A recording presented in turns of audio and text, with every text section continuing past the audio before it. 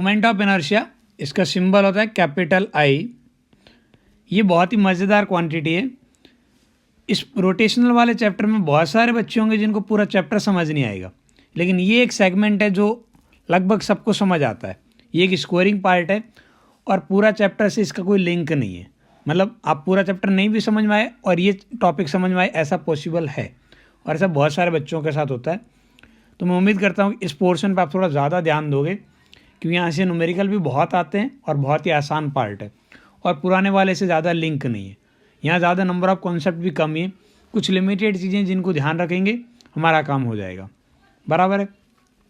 अब बात करते हैं मोमेंट ऑफ इनर्शिया होता क्या है। जैसे हम बात करते हैं ना ट्रांसलेशनल मोशन की, ट्रांसलेशनल मोशन, तो ट्रांसलेशनल मोशन में एक क्वांटिटी की बात करते हैं मास।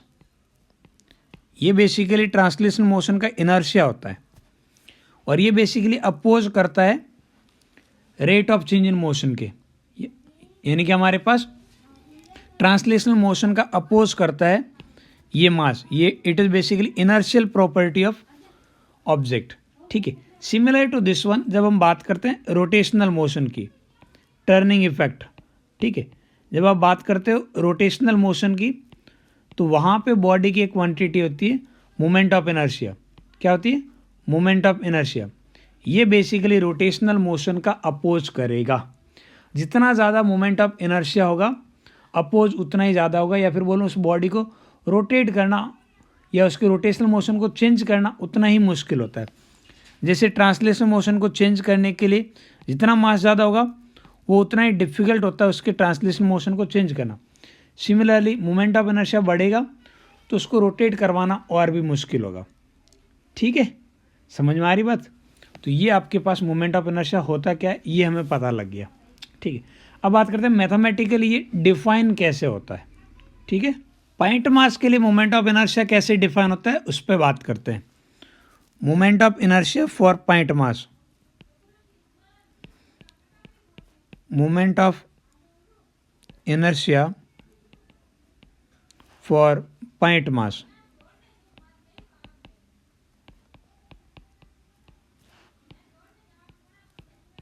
ठीक है।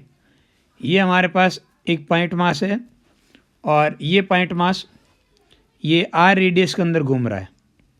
ठीक है। ये पॉइंट मास है जो आर रेडियस में घूम रहा है। ये आपके पास एक्सिस ऑफ रोटेशन इसके अबाउट ऐसे घूम रहा है। तो इस पॉइंट मास का मोमेंट ऑफ इनर्शिया कितना होगा? तो पॉइंट मास के लिए मोमेंट ऑफ इनर्शिया होता है मास मल्टीप्लाई विद जो जिस रेडियस में घूम रहा है ना उसका स्क्वायर। तो इस तरीके से पॉइंट मास के लिए अपन मोमेंट ऑफ इनर्शिया डिफाइन करते हैं। ठीक है। तो ये आ गया आपस moment of inertia for point mass. अब बात करते हैं कि मोमेंट ऑफ इनर्शिया डिपेंड किस पे करता है। अच्छा, उससे पहले क्या ये वेक्टर क्वांटिटी है कि स्केलर क्वांटिटी है? तो ये मोमेंट ऑफ इनर्शिया हमारे पास स्केलर क्वांटिटी है। मोमेंट ऑफ इनर्शिया हमारे पास स्केलर क्वांटिटी है। स्केलर क्वांटिटी यानी कि डायरेक्शन का कोई लेना देना नहीं है। ठीक है। अच्छा, इसकी यूनिट की बात करें तो मोमेंट ऑफ इनर्शिया की यूनिट क्या होगी? यूनिट हमारे पास मास वाली यूनिट, मास की यूनिट क्या होती है? ऐसे यूनिट केजी। बहुत बढ़िया। फिर ये रेडियस डिस्टेंस है, लेंथ की रीडिंग, तो लेंथ की यूनिट होती है हमारे पास मीटर, तो केजी मीटर स्क्वायर। ये हमारे पास यूनिट होगी मोमेंट ऑफ इनर्शिया की। अब थोड़ा सा आप इस पार्ट को और क्लोजली देखो तो ये moment of inertia basically depend किस पे करता है? ये मोमेंट ऑफ इनर्शिया डिपेंड किस पे करता है? यदि मैं इसकी डिपेंडेंसी की बात करता हूँ तो मैं बोल सकता हूँ moment of inertia depends on, तो किस पे डिपेंड करेगा?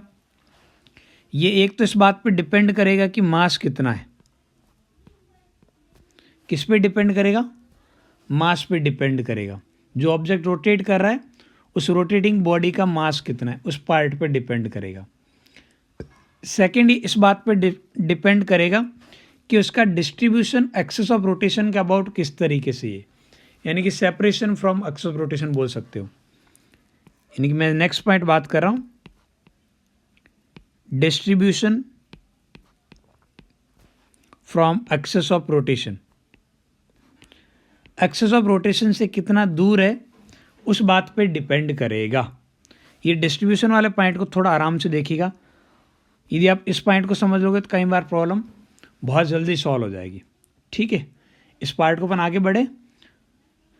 ये जो पॉइंट मास का हमने फॉर्मूला डिराइव कर रखा है, हमें पॉइंट मास का मोमेंट ऑफ इनर्शिया पता है कितना होता है, mr²। ठीक, अब सोचो एक से ज़्यादा पॉइंट मास हो तो हम क्या करेंगे। ये हमारे पास 2 पॉइंट मास है, m/2 और ये दूसरा पॉइंट मास m/2। ठीक है, और दोनों के बीच की सेपरेशन ट्वाइस ऑफ r, दोनों के बीच की सेपरेशन ट्वाइस ऑफ r, और इनके मिड पॉइंट के अबाउट में इसे ऐसे घुमा रहा हूँ, यानी कि दोनों r रेडियस में घुमा रहा हूँ, मैं इनको ऐसे घुमा रहा हूँ। ये हमारे पास एक्सिस ऑफ रोटेशन। और बोला जाए कि सिस्टम का मोमेंट ऑफ इनर्शिया कितना होगा, तो आप सिंपल ये बोलोगे ना, टोटल मोमेंट ऑफ इनर्शिया निकालना है तो हम बोलेंगे पहले वाले मास का मोमेंट ऑफ इनर्शिया प्लस दूसरे वाले मास का moment of inertia. Scalar quantity direct number add होंगे और दोनों ही पॉजिटिव नंबर होंगे हमेशा हमेशा हमेशा के लिए। तो इस पहले की बात कर लो तो आप लिखोगे इसका मास m/2, एक्सिस ऑफ रोटेशन से डिस्टेंस कितनी है r, तो ये r का स्क्वायर। दूसरे की बात कर लो, उसका मास भी m/2, एक्सिस ऑफ रोटेशन से डिस्टेंस r, तो r का स्क्वायर। ये कितना आ गया, mr²। अच्छा, इस रिजल्ट को थोड़ा आराम से देखो तो पिछली बार हमारे पास 2 पॉइंट मास थे, ये आंसर आया था। इस बार सॉरी 1 था तो भी ये आया था, 2 था ये आया। इन दोनों में सिमिलरिटी क्या हुई, यहाँ वाले में देखो टोटल मास m, यहाँ भी टोटल मास सिस्टम का मिला के देख लो उतना ही m है। यहाँ जो m मास है उसकी डिस्टेंस r, यहाँ भी r। कैसे, जो दोनों टुकड़े हैं उनकी डिस्टेंस एक्सिस ऑफ रोटेशन से चेंज नहीं हुई है। अच्छा, ये बहुत ही प्यारी सी बात समझ आ रही है, यानी कि मैंने 2 टुकड़े कर लिए और दोनों को एक्सिस ऑफ रोटेशन से जो डिस्टेंस है वो उतनी मेंटेन की है।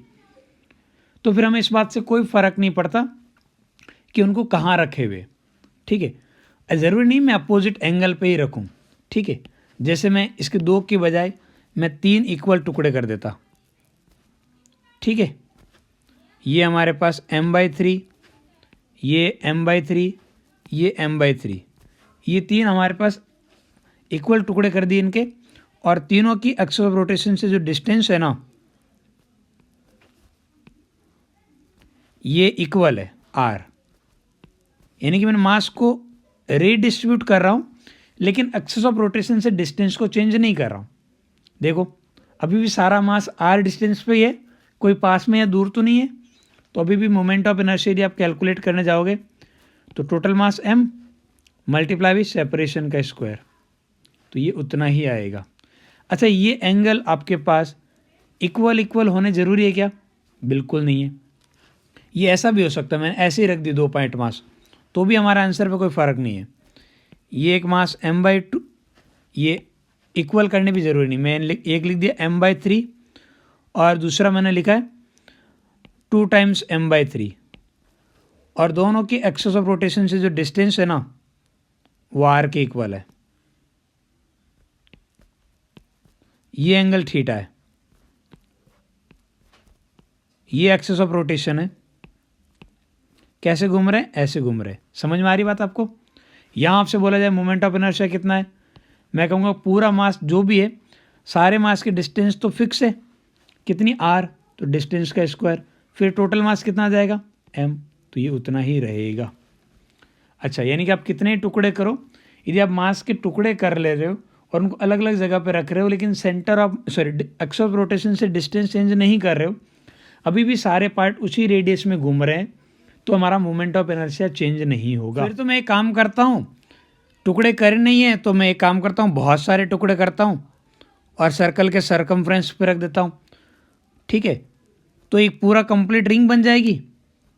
ठीक है, और ये रिंग के सेंटर के अबाउट घूम रहा है, ये हमारे पास एक्सिस ऑफ रोटेशन इस प्लेन के परपेंडिकुलर। ठीक है, तो मैंने बहुत सारे टुकड़े करके रिंग बना दी। इस रिंग का मास हमारे पास m है और इसकी रेडियस r है। ठीक है, तो इसका मोमेंट ऑफ इनर्शिया कितना हो जाएगा, तो मोमेंट ऑफ इनर्शिया आएगा mr²। अच्छा, ये बताओ, ये रिंग आपके पास यूनिफॉर्म हो, यानी कि हर जगह मास पर यूनिट लेंथ एक जैसा हो, यानी कि मैंने इक्वल डिस्ट्रीब्यूशन किया है, तब मोमेंट ऑफ इनर्शिया कितना आएगा, इतना। यदि यूनिफॉर्म नहीं हो, कई जगह आप पास मास पास पास में हो, कई जगह दूर दूर हो, नॉन यूनिफॉर्म डिस्ट्रीब्यूशन हो, नॉन यूनिफॉर्म डिस्ट्रीब्यूशन हो, उस केस में मोमेंट ऑफ इनर्शिया कितना आएगा? उस केस में भी इतनी आएगा। हमें कोई फ़र्क नहीं पड़ता कि रिंग की सर्कमफ्रेंस पर आपने कैसे डिस्ट्रीब्यूट किया है, एक जैसा किया है नहीं किया है, जो भी किया है भाई, आपने इनफैक्ट सबको हटा के एक ही जगह पे सारा मास ले आए, तब भी कोई फ़र्क नहीं पड़ता, क्योंकि आप टोटल मास को चेंज नहीं कर रहे हो और एक्सेस ऑफ रोटेशन से डिस्टेंस चेंज नहीं कर रहे हो। इस वजह से मोमेंट ऑफ इनर्शिया चेंज नहीं होगा। अब कोई इस पूरी रिंग की जगह ये बोले सर मैं एक हाफ रिंग लेता हूँ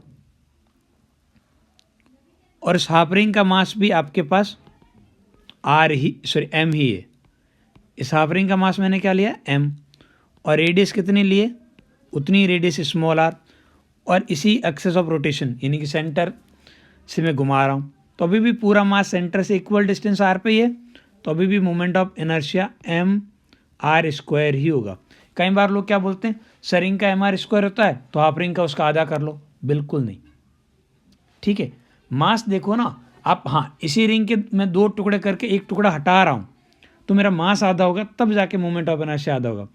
यदि मैं इसी रिंग के ऐसी हालात बता रहा हूँ, ये मैंने लिया रिंग के दो टुकड़े कर दिया, ये वाला पोर्शन फोल्ड करके इसके ऊपर रख दिया, तो अभी भी हाफ रिंग तो बन गई, लेकिन टोटल मास उतना का उतना है, और किसी भी सेगमेंट की एक्सेस ऑफ रोटेशन से डिस्टेंस चेंज नहीं हुई है। इस वजह से मोमेंट ऑफ इनर्शिया उतना ही रहेगा। समझ में आ रही बात? और ज़रूरी नहीं है कि ये, फिर तो आपसे ये भी बोला जा सकता है, एक नॉर्मल मैं सर्कुलर आर्क ले रहा हूँ, ठीक है, ये लो एक सर्कुलर आर्क, ये सर्कुलर आर्क का सेंटर और इस आर्क का टोटल मास आपको दिया है स्मॉल एम, और इसकी रेडियस आर, और इसके अबाउट घुमा रहा हूँ, तो हमारे पास मोमेंट ऑफ इनर्शिया आई कितना आएगा? फिर से वही आएगा एम आर स्क्वायर। समझ में आ रही है ना बात? तो इस तरीके से आपको ध्यान रखना पड़ेगा। ये जो मैं बता रहा हूँ ना कि भाई जो डिफरेंट शेप दिख रही है उसके बाद में भी कई बार मोमेंट ऑफ इनर्शिया एक जैसा होता है, ये बहुत ही प्यारी चीज़ है, आपको इस पर फोकस करना चाहिए, ठीक है। हमारा मकसद सिर्फ इतना ही है कि एक्सेस ऑफ रोटेशन से डिस्टेंस कितनी है प्लस मास कितना है, इन्हीं दो पैरामीटर पे मोमेंट ऑफ इनर्शिया डिपेंड करेगा, ठीक है। अब बात करते हैं यदि सारे पॉइंट मास या मास का डिस्ट्रीब्यूशन इक्वल डिस्टेंस पे नहीं है तो उस केस में क्या नज़ारा रहेगा, ठीक है। जैसे मैं यहाँ पे ले लेता हूँ, आपके पास कोई 2-3 पॉइंट मास ले लिया, M1, M2, ये हमारे पास M3, ठीक है, और यहाँ का मैंने एक्सेस ऑफ रोटेशन ली जिसके अबाउट घूम रहे हैं, ठीक है। ये आप पास पोजीशन वेक्टर आ गया पहले वाले वेक्टर का, ठीक, ये दूसरे वाले का,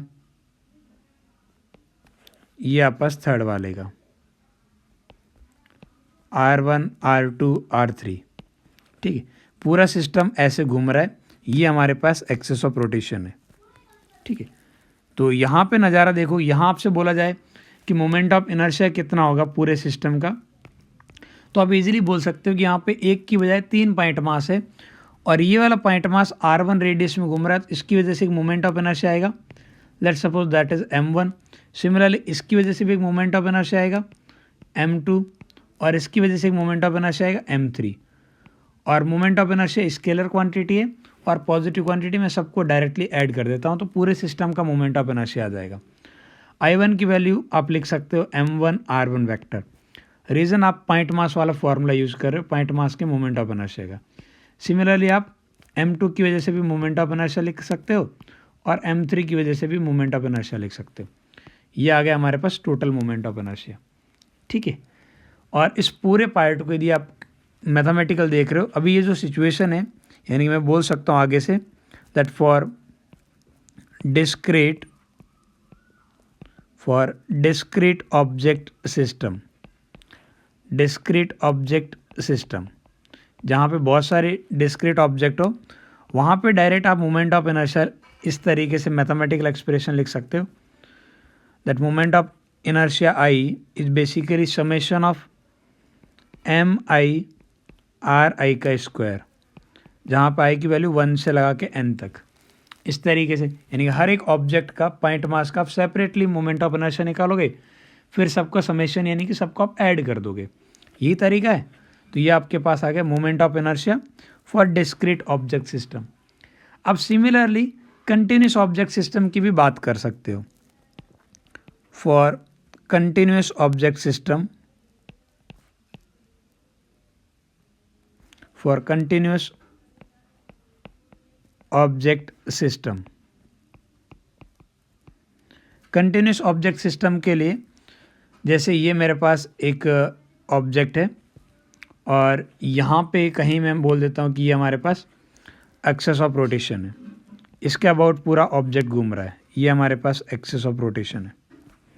तो मैं कहूँगा यहाँ पे एक छोटा सा सेगमेंट ले लेते हैं, ठीक है, ये एक छोटा सा टुकड़ा लिया है, तो इस छोटे से एलिमेंटल मास dm को मैं बोल सकता हूँ कि एक पॉइंट मास है और इस dm का एक पोजीशन वेक्टर होगा r।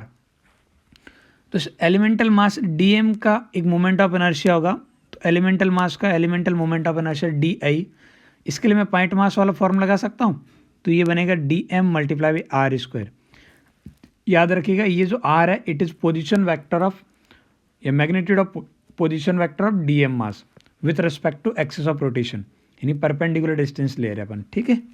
या फिर बोलूँ ये dm मास जिस r रेडियस में घूम रहा है वो आपके पास रेडियस होगी, बराबर है। अब यदि पूरे सिस्टम का आपको मोमेंट ऑफ इनर्शिया चाहिए तो हर एक छोटे छोटे जो आपस एलिमेंटल मास है उनके मोमेंट ऑफ इनर्शिया को आप ऐड करते जाओगे, सारे di को आप ऐड कर दोगे, लिमिट इस तरीके से पुट करोगे कि टोटल मास कवर हो जाए। इसका मास यदि टोटल m है तो लिमिट इस तरीके से लगानी है कि पूरा मास m कवर हो जाए। ये इसका मीनिंग बिल्कुल नहीं है कि लोअर लिमिट m है, नहीं, इसका सिंपल से ये मीनिंग है कि लिमिट इस तरीके से रखेंगे कि पूरा मास कवर हो जाए, ठीक है। तो ये आपके पास मोमेंट ऑफ इनर्शिया आ गया फॉर कंटिन्यूस ऑब्जेक्ट सिस्टम, ठीक है। और पहले अपन बात कर ली थी डिस्क्रीट ऑब्जेक्ट सिस्टम की। तो इस तरीके से आप मोमेंट ऑफ इनर्शिया निकाल सकते हो, ठीक है। यहाँ पे 4 identical point mass m given है and they are connected by massless rigid rod having length L and they are forming a square, and we are supposed to calculate moment of inertia about different axes of rotation. First we will start with calculating moment of inertia about an axis of rotation passing through E and perpendicular to the plane. ये हमारे पास access of rotation है, ठीक है। यहाँ से यदि आप notice करोगे तो जितने भी आपके पास पॉइंट मास है सारे हमारे पास इक्वल पोजीशन पे, अरे सब इक्वल डिस्टेंस पे है ना। तो यदि ये वाले डिस्टेंस में थोड़ी देर के लिए स्मॉल r मान लेता हूँ तो सारे मास हमारे पास इक्वल डिस्टेंस पे मैं सीधा ही लिख सकता हूँ total mass multiply with separation का स्क्वायर, तो ये आ जाएगा आंसर। और स्मॉल r की वैल्यू यदि आपको कैलकुलेट करनी है, आपको रोड की लेंथ गिवन है L, ये लेंथ यदि हमारे पास L है तो ये वाली लेंथ कितनी हो जाएगी, ये एंगल हमारे पास 90 डिग्री, तो L cos 40 ये sin 40 कुछ भी कीजिए, तो ये आ जाएगा हमारे पास L/√2 इसका स्क्वायर, तो कितना आ रहा है 4m multiply by L square divide by 2, तो 2mL स्क्वायर। ये हमारे पास आ गया मोमेंट ऑफ इनर्शिया किसके अबाउट, ई के अबाउट। अब यदि ई के बजाय कोई और पॉइंट दिया जाए, जैसे अब अपन बात कर लेते हैं moment of inertia about O and axis of rotation is perpendicular to this plane, ये हमारे पास हालात है। तो यहाँ पे देखोगे तो सारे मास इक्वल रेडियस में नहीं जा रहे होंगे, हाँ ये बी वाला और डी वाला इक्वल पे जाएगा, सी वाला और रेडियस पे चला जाएगा। तो यहाँ पे टोटल मोमेंट ऑफ इनर्शिया क्या लिखोगे, आप बी वाले की वजह से देखोगे तो मास m कितने रेडियस पे जाएगा, L रेडियस पे, तो L का स्क्वायर, ठीक है। और ये डी वाले के लिए होगा तो डी वाले के लिए भी mL स्क्वायर। लेकिन यदि आप सी वाले की बात करोगे तो उसका मास m √2 टाइम्स L, ये इसकी रेडियस है जिस पे जा रहा है सर्कुलर ट्रैक पे, तो ये आ गया हमारे पास 2mL स्क्वायर प्लस यहाँ भी कितना आएगा 2 टाइम्स mL स्क्वायर, तो तो 4 टाइम्स एम एल स्क्वायर, ये आपका मोमेंट ऑफ इनर्शिया आ गया अबाउट ए। अच्छा, आप ए के अबाउट करोगे तो ये ए वाला जो खुद है ना, इसकी वजह से मोमेंट ऑफ इनर्शिया नहीं आएगा। क्यों नहीं आएगा?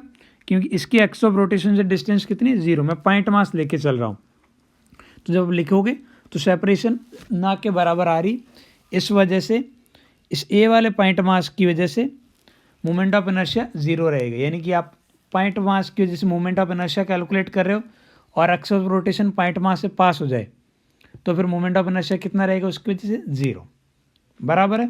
एक काम करना, यहाँ बी, ए और बी के बीच में एक मिड पॉइंट लिया मैंने एफ, और आप एफ के about moment of inertia calculate करना, axis of rotation passing through F and perpendicular to the plane.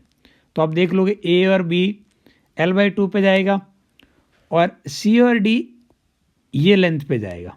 ठीक है, अब कैलकुलेट कर लोगे, मुझे पूरा भरोसा है कि आप आंसर निकाल लोगे। कंटिन्यूस ऑब्जेक्ट सिस्टम की बात करते हैं। यहाँ पे मैं एक यूनिफॉर्म रिजिड रोड की बात कर रहा हूँ और इस यूनिफॉर्म रिजिड रोड का मुझे मोमेंट ऑफ इनर्शिया चाहिए।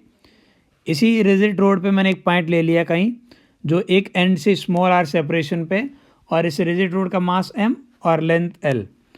एक्स ऑफ रोटेशन आपके पास इस तरीके से, ठीक है, यानी कि ये ऐसे हमारे पास रोटेट करेगी ये पूरी रोड। बराबर है। तो यहाँ पे हमें सबसे पहले एक एलिमेंटल मास लेना होगा। एक काम करता हूँ, मैं यहाँ से x डिस्टेंस पे एक एलिमेंटल मास dx की बात कर लेता हूँ। ठीक है, इस एलिमेंटल लेंथ पे एक एलिमेंटल मास आएगा dm। dm को कैसे डिफाइन कर सकता हूँ, टोटल मास m है और ये l लेंथ पे है, तो m/l क्या हो गया, mass per unit length multiply by elemental length dx।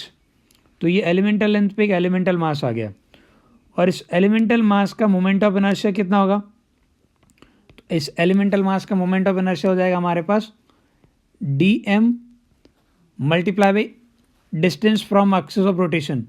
तो एक्सिस ऑफ रोटेशन से डिस्टेंस कितनी है, स्मॉल आर स्मॉल एक्स, तो ये स्मॉल एक्स का स्क्वायर। और सिमिलरली यदि मुझे टोटल मोमेंट ऑफ इनर्शिया चाहिए तो मुझे इसको इंटीग्रेट करना चाहिए। ठीक है, और लिमिट कहाँ से कहाँ जाएगी, ये dx आपका यहाँ बढ़ते बढ़ते जैसे ही यहाँ तक पहुँचेगा तो x की मैक्सिमम वैल्यू आएगी, और x की मैक्सिमम वैल्यू कितनी आएगी, L-R। और जब आप पीछे की तरफ जाओगे इधर P पे आएगा तो x की मिनिमम वैल्यू आएगी कितनी, -R। ठीक है, समझ में आ रही बात। अब dm की वैल्यू पुट करते हैं तो हमारे पास मोमेंट ऑफ इनर्शिया आई आ जाएगा। dm की वैल्यू कितनी है, m/l। ये तो इंटीग्रेशन से बाहर आ जाएगा, अंदर जो पार्ट बचेगा वो हमारे पास बचेगा x² dx। लिमिट देखते रहना, -R से L-R, यही पार्ट है। और x² का इंटीग्रेशन क्या होता है, x³ 3। x² का हमारे पास जो इंटीग्रेशन रहेगा वो रहेगा x³ 3। तो ये बनेगा हमारे पास x³ / 3। लिमिट -R से L-R, m/3l। ये बाहर ले लेता हूँ, अंदर वाले पार्ट को देखता हूँ। तो अंदर वाला पार्ट क्या बनेगा, L-R का whole cube minus lower limit -R का होल क्यूब। ठीक है, तो ये हमारे पास आ गया m/3l L-R का होल क्यूब। ये माइनस बाहर आ जाएगा R³। तो ये हमारे पास आ गया मोमेंट ऑफ इनर्शिया। इस किसी जनरल एक्सिस ऑफ रोटेशन के अबाउट निकाला अपन इसके अबाउट, तो ये आ रहा हमारे पास। अब इसके कुछ स्पेशल केसेज अपन डिस्कस कर लेते हैं मोमेंट ऑफ इनर्शिया के। ठीक, इस लाइट रिजिड रोड की बात करें, यदि हमारे पास एक्सिस ऑफ रोटेशन P पे आ जाए यानी अबाउट वन एंड, तो पहला केस क्या डिस्कस कर लेते हैं, केस 1 अबाउट वन एंड। किसी एक एंड के अबाउट चाहिए तो क्या होगा, किसी वन एंड की बात करें तो स्मॉल r की वैल्यू क्या होनी चाहिए, या तो आप 0 पुट कर दो स्मॉल आर की वैल्यू, या आप स्मॉल आर की वैल्यू क्या पुट कर दो एल। दोनों में से कुछ भी पुट करो सेम आंसर आएगा, क्योंकि आप या तो पी के अबाउट घुमा रहे हो या क्यू के अबाउट घुमा रहे हो। तो उस केस में हमारा आंसर कैसे कन्वर्ट हो जाएगा, तो मोमेंट ऑफ इनर्शिया आई आएगा m/3l में r इक्व टू 0 पुट कर रहा हूँ। जैसे r को 0 पुट करूँगा ये क्या बनेगा हमारे पास l³। आगे वाला 0 का क्यूब 0, आप r की वैल्यू l पुट कर दोगे तब भी वही आंसर रहेगा, कोई दिक्कत नहीं है। ठीक है, तो ये बनेगा ml² डिवाइड बाई 3, यानी किसी एक एंड के अबाउट आप रिजिड रोड को घुमाओगे तो मोमेंट ऑफ इनर्शिया आएगा ml²/3। ये रिजल्ट आपको याद रखना चाहिए। किसी एक एक्सिस के अबाउट मोमेंट ऑफ इनर्शिया, एक एंड के about moment of inertia rigid road का आता है ml²/3। दूसरा केस डिस्कस कर लेते हैं इसी के अंदर, केस 2 अबाउट मिड पॉइंट। ये दो स्पेशल केस है। अबाउट मिड पॉइंट, बीच में से घुमाओगे तब नज़ारा कैसा रहेगा। ठीक है, यदि आप मिड पॉइंट के अबाउट घुमाओगे तो हमारे पास मोमेंट ऑफ इनर्शिया कितना रहना चाहिए। मिड पॉइंट के अबाउट बात करें तो हमारे पास स्मॉल आर की वैल्यू क्या होनी चाहिए l/2। स्मॉल आर की वैल्यू क्या होनी चाहिए l/2, इतनी होनी चाहिए स्मॉल आर की वैल्यू l/2। तो ये हमारे पास मोमेंट ऑफ इनर्शिया आई देखो कितना आ रहा है फॉर्मूले के अकॉर्डिंग m/3l। आगे कितना है l-r का क्यूब है, तो l-r की जगह क्या लिखोगे l/2, तो इस पूरे का क्यूब प्लस r का क्यूब यानी कि l/2 का क्यूब, यही बचेगा। ये लो भाई m/3l। ठीक है, m/3l, और ये जो पार्ट बचा है इसको मैं क्या लिख दूंगा l/2 का क्यूब प्लस l/2 का क्यूब। l/2 का क्यूब को आप क्या लिख सकते हो, ये आ रहा है m/3l। ये आ जाएगा आपके पास l³ डिवाइड बाई 8, और 2 बार है तो मल्टीप्लाई बाई 2 कर देता हूँ। ठीक है, तो ये हमारे पास आ रहा है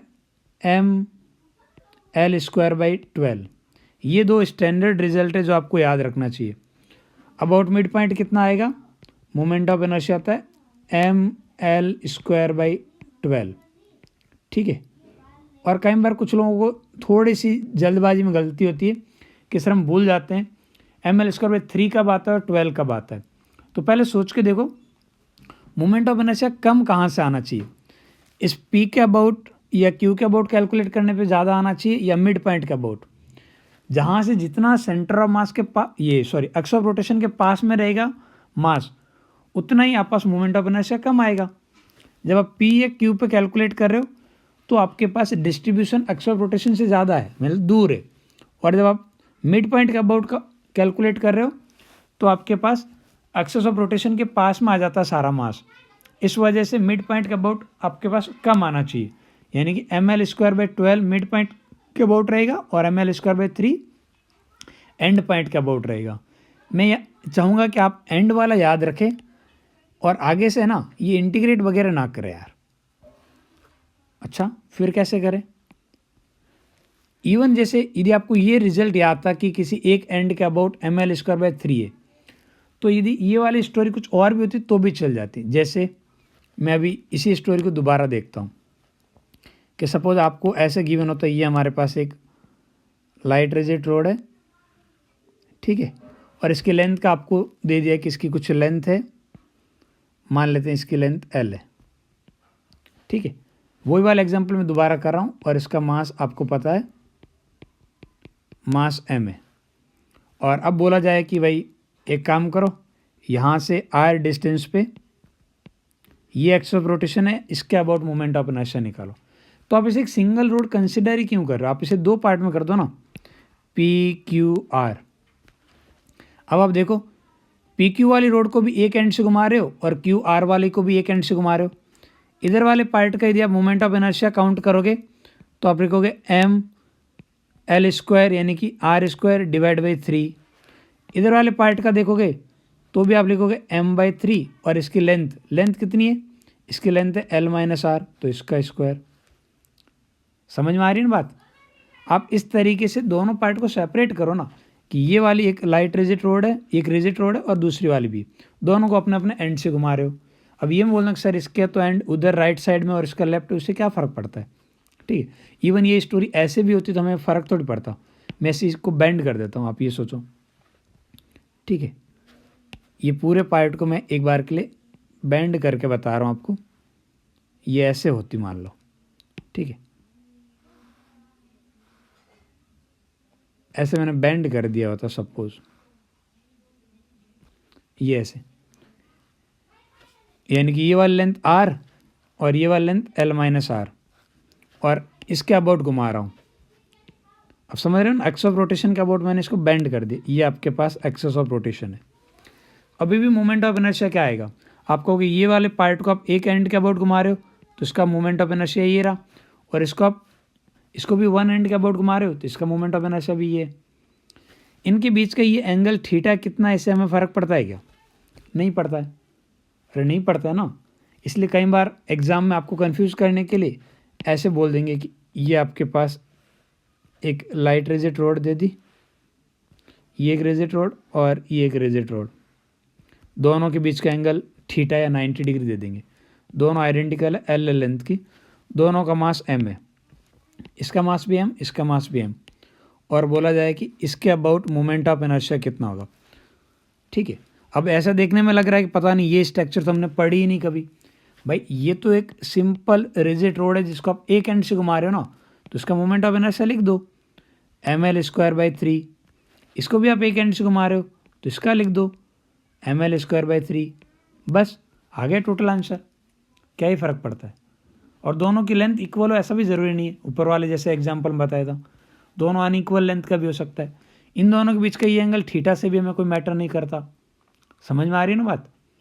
तो आप मैं हमेशा यही सजेस्ट करूँगा कि वन एंड के अबाउट वाला फॉर्मूला ये वाला ml²/3 याद रखो, बाकी स्टोरी हमारी हो जाएगी, कभी कोई दिक्कत नहीं आएगी। ठीक है, ओके।